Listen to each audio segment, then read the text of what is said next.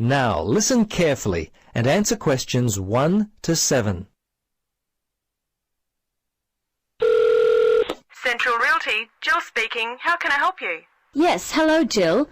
I've got a problem, a complaint I wish to register. Who should I speak to? You'll want to speak to Tracy, the residential manager. Just a moment and I'll put you through. Thanks. Hello, this is Tracy. I understand your rent is going to be increased. Yes, this is why I'm calling. I was told that my rent would not be increased for the length of my 6-month contract, which I signed only 4 months ago. What's going on? Is my landlord allowed to do this? I see. Yes. Okay. That seems strange. Look, can I take down some of your particulars and I'll register a formal complaint to the landlord on your behalf? Yes, sure, that'd be good. Firstly, name and address, contact details. Yes, Jane McSweeney. That's McSweeny. 3 Mauger Street. That's Maugher Street. Windory, 3355. And the phone there? Yes, you can contact me on 334756, extension 3176. I generally arrive home by 6 o'clock in the evening, so you can call me around that time, but not after 9. Oh, sorry, 8:30, because that's the time I leave for work. Okay, so I should note down that the problem is that your landlord wants to raise your rent. And when did you first move in? Yes, well, the contract began on August 1st, and... oh, hang on. Sorry, that's the ending date. We actually moved in on February the 1st. Before you listen to the rest of the conversation, you have some time to look at questions 8 to 10.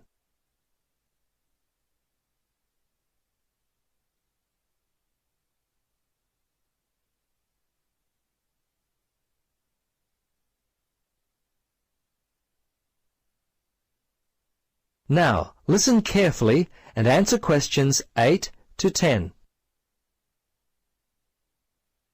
Okay, good. Now, if need be, you will have to send a letter to the Rental Tenancy Board. But as I said, first let us approach your landlord on your behalf and see if we can work out the problem before it gets to that situation. I'd be very surprised if you have to send a letter. 95% of these kinds of problems get solved early on. Okay. Now, if you have any problems you need to discuss, feel free to come in and talk with the general manager. In the meantime, if you would just wait until we receive an answer from your landlord, we'll be able to then plan our next step. Is there anything else I could be doing? Well, you could write a letter to the RTB listing all the events as they happened from your point of view. But as I say, hold on to it. Don't send it unless we have to. Well, that's about it for now. Thanks for your call. I'm sure we can sort this out. Thanks very much for your help. I hope we can sort it out too. Bye for now. Yes, bye. That is the end of part 1. You now have half a minute to check your answers.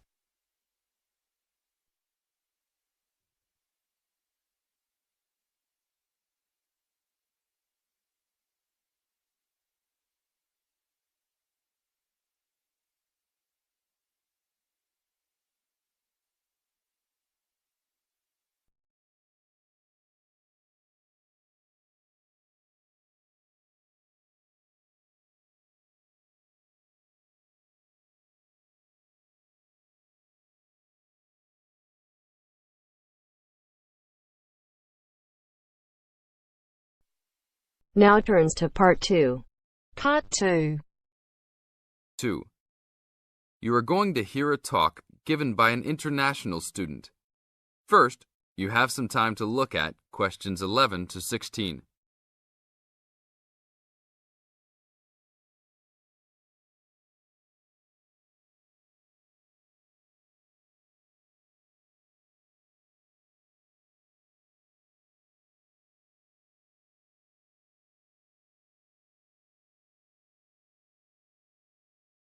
Now listen to the tape and answer the questions. As an international student coming from Sierra Leone, it gives me great honor to give these opening remarks and welcome you all to Ashesi University, where excellence is the code. I believe I speak on behalf of my fellow colleagues when I say We feel that we are the most fortunate and privileged university students in Ghana. You may ask, what is the basis of such a conclusion? And I will simply say to you, in which other tertiary institution in Ghana do you find the same level of IT infrastructure and facilities available to students? Where also do you find such a low ratio of students to lecturers and computers? In which other educational institution do you find 55% of students on some sort of financial aid, who in addition enjoy services and benefits such as job placement after graduation, on-campus employment that pays above the minimum wage, a supply of textbooks, and access to online databases? Ladies and gentlemen, there is no other institution of higher education in Ghana today that matches the learning environment and the quality of instruction at Ashisi. I could continue listing reasons why we students feel this way, but I only have 5 minutes for this speech. Believe me, I could go on for hours. At Ashisi, everyone is considered a leader and is treated special. Ashisi equips us with the necessary determination, strength, and belief in ourselves to be able to achieve our goals. We are being taught to think outside the box and to question and challenge our assumptions about the world we live in. This, ladies and gentlemen, is one of the benefits of a liberal arts education, which seeks to broaden our intellectual capacity.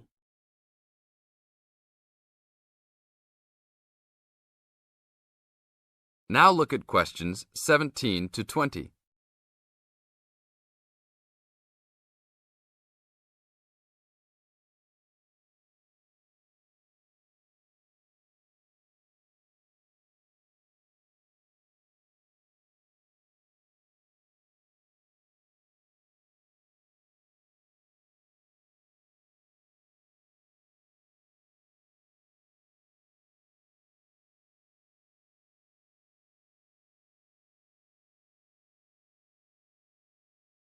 As the talk continues, answer questions 17 to 20. At Ashisi, we are also exposed to real-life situations and learn how to deal with them through a practical and vigorous academic program, as well as various seminars in which prominent leaders in their professions are invited as guests to interact and share their knowledge and experiences. Some people, even some of you in this audience, may believe that tuition at Ashisi is too high, but I say to you that the students here are unanimous in saying it is worth it. Not because we all come from well-to-do families, but because when it comes to one's education, you need to aim at getting the best from the right place. One's education defines who you are and what your perception of life and society will become. Ashisi offers us a top-quality education which meets high international standards. This is due to the strong linkages the school has established with 3 of the very best schools in the United States, namely Swarthmore College, which is ranked as the best liberal arts school in the U.S., UC Berkeley, and the University of Washington. In addition, Ashisi has recruited an excellent faculty consisting of lecturers from various countries, including Ghana, the UK, and the United States. These lecturers are among the best in their respective academic fields. I believe this is the school's greatest asset, a strong and knowledgeable team dedicated to achieving successful results from their students and who also love their job. I would like to end with a personal message. My fellow students, because we are among the most privileged in our society, we should take responsibility for our own destinies, make our parents proud, and create a legacy for those that follow us and Africa as a whole. We must give back to our society after completing school and achieving our goals in life, which I believe we all can if we properly utilize our time and take advantage of all that is offered here at Ashisi. That is the end of part 2. You now have half a minute to check your answers.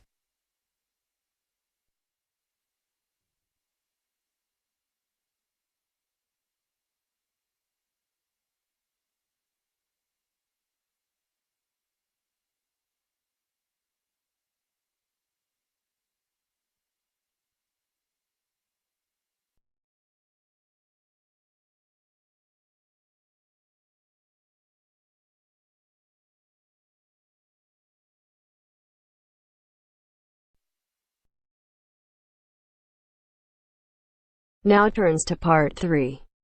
Part 3. You will hear a conversation between a university student and a librarian about using the city archives. First, you have some time to look at questions 21 to 24.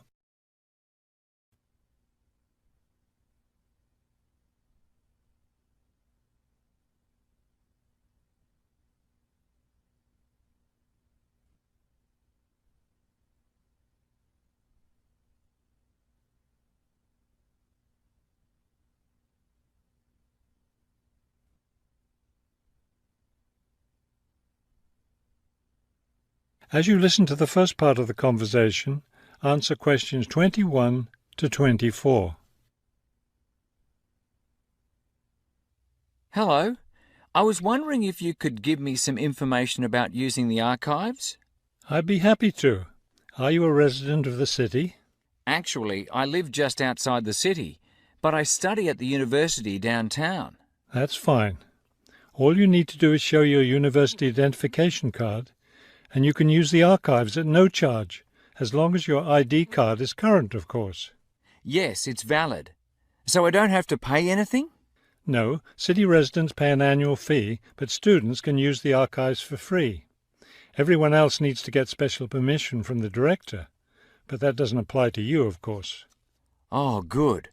I was also wondering about the schedule. I have classes every day, Monday through Friday, and I also have a part-time job, so I could really only use the archives on weekends. That's not a problem at all. We're open all weekend. Actually, the only day we're closed is Monday, so you can come any day, Tuesday through Sunday. Are you open in the evenings? Yes, we're open from 9:30 in the morning until 8:30 in the evening. That will fit my schedule well. Before you hear the rest of the conversation, you have some time to look at questions 25 to 30.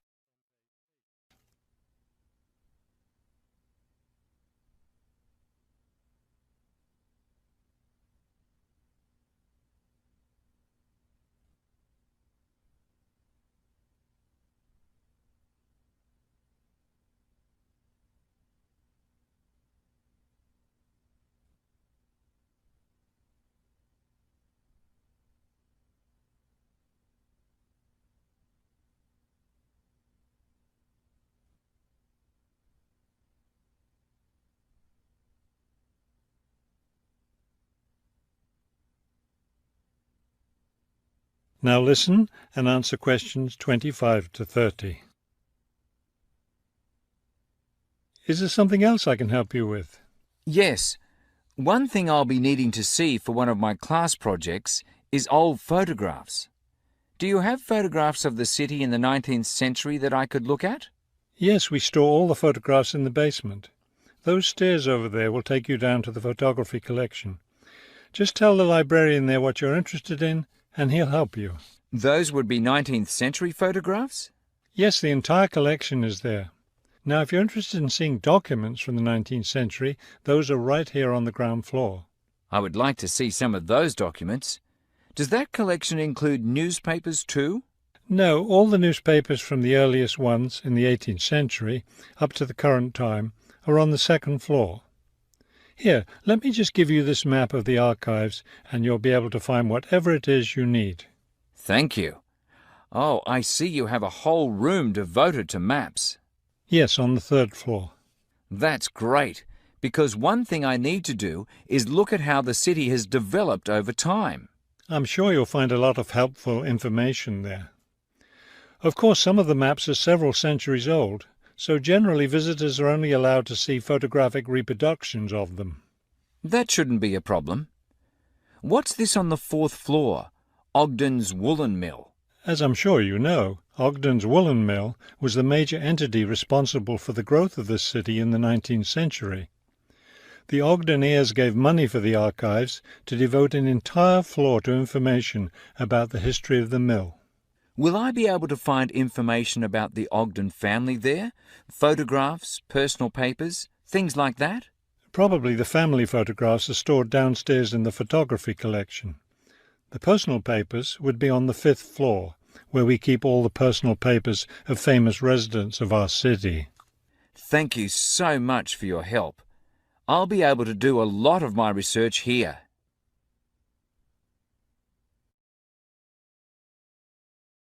That is the end of part 3.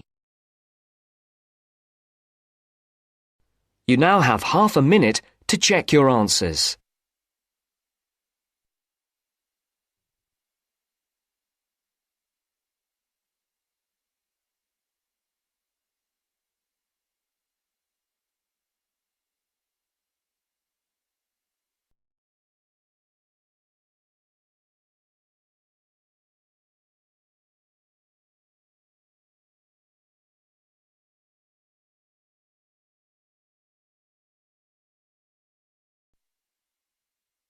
Now turns to part 4. Part 4. You are going to hear a lecturer giving a talk on a type of fundraising for business called crowdfunding. First, you have some time to look at questions 31 to 40.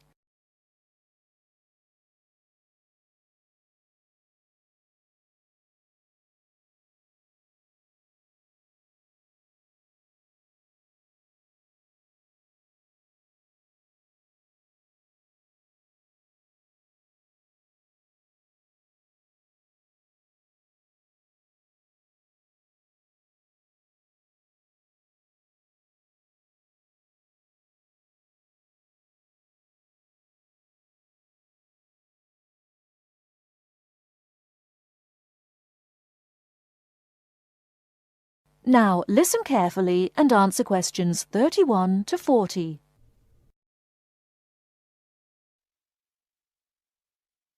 Good morning, everyone. Today, we're continuing our look at funding opportunities for small startup businesses. The emergence of social media has given companies the ability to connect with fans and potential customers directly. On the back of the growth in social media, a model of raising finance has emerged known as crowdfunding. This revolutionary way of raising finance began with micro-lending in the 90s. More recently, an equity-based model has emerged that allows people to invest directly in a new company. We're going to examine this in more detail later, but let's turn first to a third model, which I'll term a fan-based model. With this model of crowdfunding, individuals are encouraged to give an amount of money to support the launch of a project or initiative without the promise of any financial return. Instead, there's a reward for donating. This contrasts with the micro-lending model, which would require a return on investment, and the equity-based scheme, which may offer shares. Crowdfunding portals or websites allow the business concerned to present the initiative along with the financial target required. There's a fixed time limit for fundraising, and if the target amount is reached, all donations are paid to the company or individual. Whether it's an author planning to write a new book, an independent film company looking to make a new film, or a technology company with an idea for an app, the person or company needing funding would turn to its fan base for support. This is managed through one of the many crowdfunding online portals that have emerged. Of course, a fan or supporter of a particular initiative is likely to give money anyway. But donation-based crowdfunding will often make donating even more attractive by offering a rewards-based incentive scheme. Let's take a film company, for example, that needs funding for a new film. For a small set donation, the donor might be offered a free ticket to the premiere or a DVD of the film. A larger set donation might be rewarded by the chance to attend a launch event when the film goes live. Those people who make bigger donations could even be offered the chance to meet the cast of the film, whilst the highest level donation could see the person's name mentioned in the film credits. For companies that already have a significant fan base, crowdfunding offers a fantastic opportunity to raise money quickly from a large number of people, each of whom donates just a small amount of money. Compare this to the time and effort that would be needed to sell your idea to investors or your bank manager, particularly in an age when raising finance can be difficult. The company may also have links with partner companies or organizations that run fundraising events. In this case, you can significantly increase participation by working with these organizations to promote your crowdfunding project. Another significant advantage is that you can reach out to your fan base for feedback on the project while it's being developed, thus making the final product more appealing. Crowdfunding enables you to raise awareness of the product at an early stage, thus increasing the potential for sales. With so many people behind you, it can also act as a great incentive to get the best possible product out on time and on budget. However, there are disadvantages to bear in mind. The model can be described as all or nothing. If you don't reach the monetary target required in the agreed time, all promises of donations are cancelled and no money is paid, leaving you back at square one. Should this happen, or still worse, you receive the funding but are unable to come up with the product, not only will your fans end up disappointed, but the portal will record the fact that you failed to reach your target, or that the initiative failed. Fulfilling all the pledges that you've made to people can also be very time-consuming. For example, remembering to send out copies of books or free cinema tickets can sometimes be forgotten in the excitement and frenzy of launching your product. People sometimes forget to factor in the cost of rewards when calculating profit margins. But these can be significant. And finally, if you have a small fan base, for example, you're a new company or have a small social media footprint, raising awareness of your initiative will be challenging. These drawbacks aside, donation-based crowdfunding is a wonderful opportunity for individuals or small startups to raise funds for that exciting new project whilst reaching out and connecting to the people who are most likely to support and promote your work for you. That is the end of part 4. You now have half a minute to check your answers.